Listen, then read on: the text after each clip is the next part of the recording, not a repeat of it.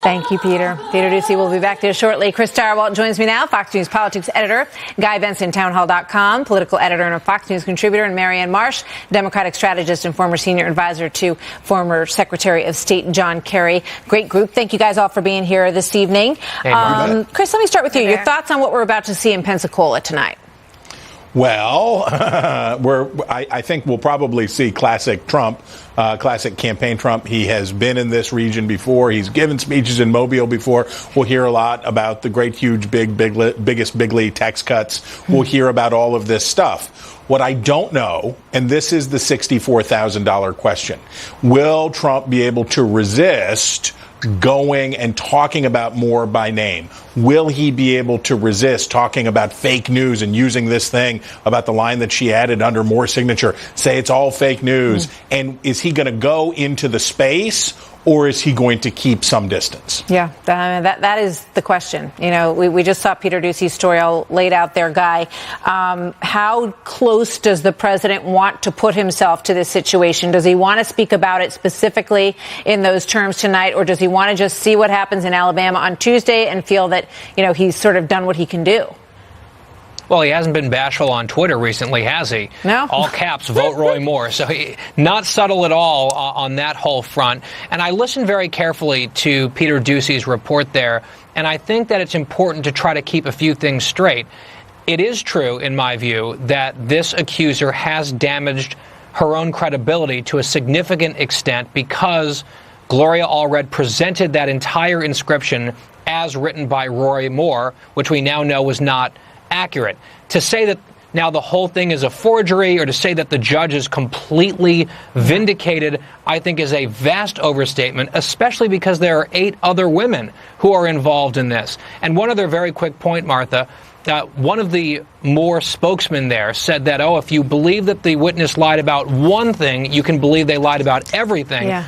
If that standard was applied to Roy Moore, I think that is not something he would want, because a previous accuser came out this week with a note that he wrote her in high school.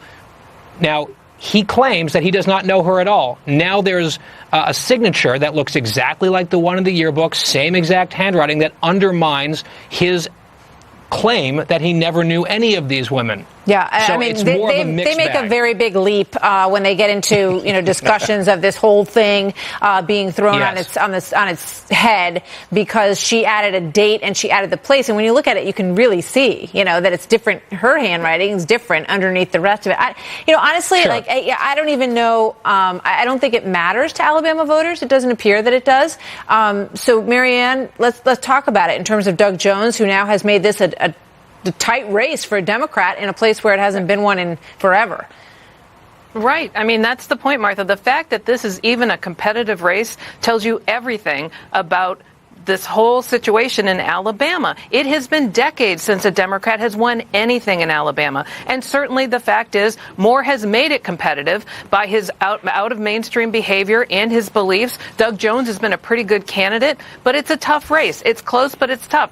4 things have to happen for Jones to win. 1, you need a low Republican turnout. Republicans who can't vote for Moore won't vote for Jones. You need a high turnout amongst women, suburban women, Democratic women, independent women. You need a very high turnout amongst African Americans in particular. And last but not least, you need a great GOTV operation. Now, the Democrats haven't had a plus rating in Alabama since 1976. So the fact that they could have any kind of GOTV operation is, I don't know, a little tough. But in a 3 to 5 point race, if that's what this is, low single digits, that you can overcome that with GOTV. Can the Jones campaign put that together and deliver on Tuesday when you have 9 times the request of absentee ballots you ever have for this race, and the Secretary of State's predicting a 25% turnout, about 825,000 voters on Tuesday? It's going to be very interesting. In terms of the African-American vote, Doug Jones put out this flyer this week. It came from his office, right, Chris? And, that could be a concern for him, the way that it depicts this man in the picture. And, here's the new Doug Jones mailer. You see it below. Ostensibly, it means to, help to improve black turnout. But a lot of people were offended by it. I don't know enough about that one to know how folks in Alabama are feeling about that. But Marianne makes a fantastically correct point, which is this.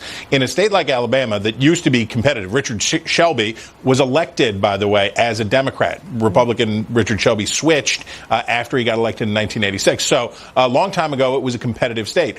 But what happens when your state is uncompetitive for long enough is that your voters tune out. They go away. It's just like what happened in California. Republicans used to keep it close in California, but after enough defeats, you lose your verve. You start to get worse candidates and you fall apart. The question for African American voters in Alabama is, do you feel like it's worth a try?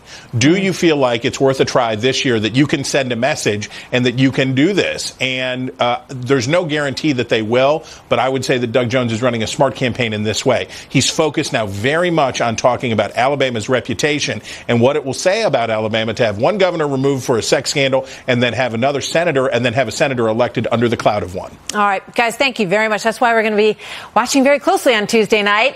Thanks for setting us up, for being ready for all of that. Martha. Thank you, guys. Good to see you all. Benson, Guy, and Marianne, three of our favorite people. Okay, so you know what that is. That's